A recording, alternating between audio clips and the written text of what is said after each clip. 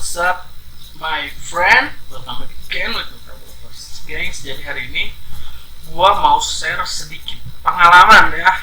Walau sedikit tapi berpengaruh sangat besar pada anakan burayak. Jadi burayak 4 hari itu dikasih pakan apa?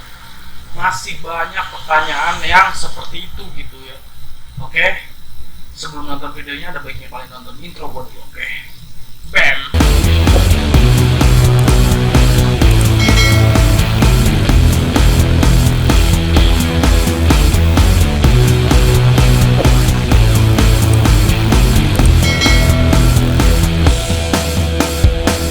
Gengs, jadi hari ini kita mau kan gue lagi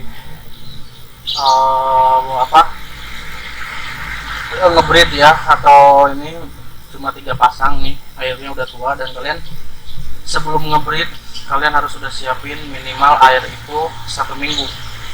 Kalau bagus sih itu 2 minggu atau 3 minggu. Ini air gua udah 3 minggu.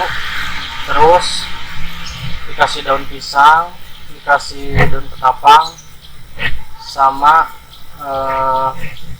sedikit dikasih E4 yang udah di aktifin ya. Nah, caranya gimana sih? Nah, gue kasih langsung gini.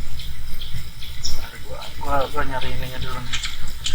Ini ada kutu air, kita ambil. Oh, ini ada kutu air, kita ambil. Ntar gue jelasin. Nah, jadi sebelum si burayak dituang itu pakannya udah ada gitu. Jadi gue ambilin kutu airnya. Gak usah banyak-banyak kutu airnya. Jadi dia tuh kayak ntar mecah sendiri kok di air-air baru itu. Dia biasanya si kutu air itu mecah gitu kan. Nah, jadi kayak gini. Nah, jadi di si airnya itu udah ada pakannya langsung gitu kan, kayak dia tuh kayak udah ada kutu airnya. Jadi kutu airnya itu kita nggak langsung kasih pakan kutu air ke si burayak langsung pak gitu, enggak. Soalnya kan kutu air kan besar, jadi fungsinya kutu air diduluin dulu, dimasukin ke wadah ini apa, pembesaran pembesaran burayak itu, supaya si kutu airnya itu dia mecah-mecah ya.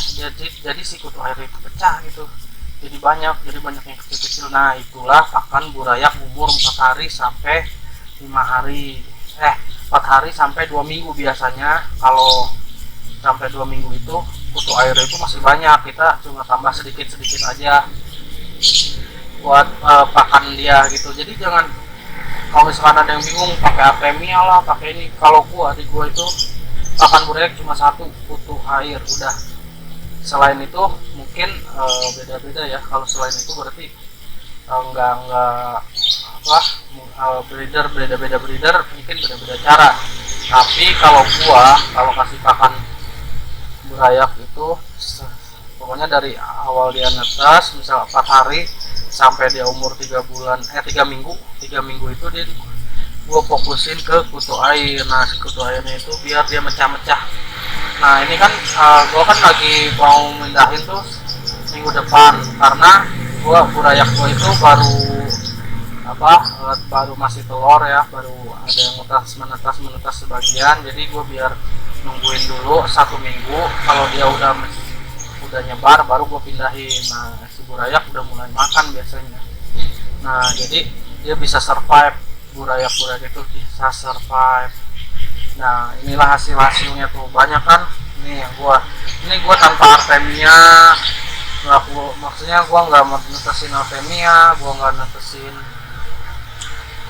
membuat infusoria, nggak pernah gue. Pokoknya intinya kayak gini. Dan di sini juga sebenarnya kalau kalian udah lama nyimpan si daun pisang ini terus dikasih E4, nah di sini tuh akan timbul yang namanya infusoria juga. Jadi kita nggak usah nyiapin, jadi kita cuma tuangkan burayaknya dan kita cek setiap harinya.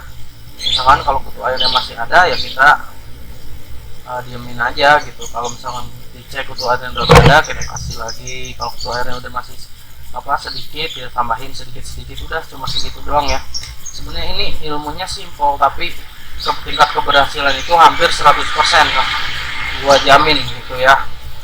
Kalau ada yang bantah silahkan, karena setiap orang itu kan beda-beda. Jadi kalian kalau nggak mau ribet gitu beternak ikan cupang dari awal sampai akhir, misalkan dari atas kubur ayaknya pada mati, yang hidup cuma beberapa ekor, seperti itulah. Nah ini rahasianya cuma di sini doang. Air, pakan kutu air yang udah mecah, sama kondisi cuaca. Kalau gue sih biasanya pakai ketapang pekat ya. Jadi sini si ketapang pekat ini biar benar-benar pekat hitam gitu, gue tambahin lagi biasanya. Ini baru pertama, maksudnya baru dikasih ketapang itu kira-kira hampir 3 harian. Nah daun pisangnya udah seminggu. Nah supaya biar sedang ketapang pekat itu biar menghalau cuaca ekstrim gitu ya. Jadi kalau misalkan ada cuaca yang kadang panas kadang hujan gitu kan, itu bisa dihalau oleh si ketapang ini. Jadi si ikan cupang akan sehat, ibarat kata jamur Snow Way ya, gitulah. Oke, mungkin ini cukup sekian dari video saya, kurang lebihnya mohon maaf. Salam Prabu Lovers, salam Betapis, nggak merah nggak makan.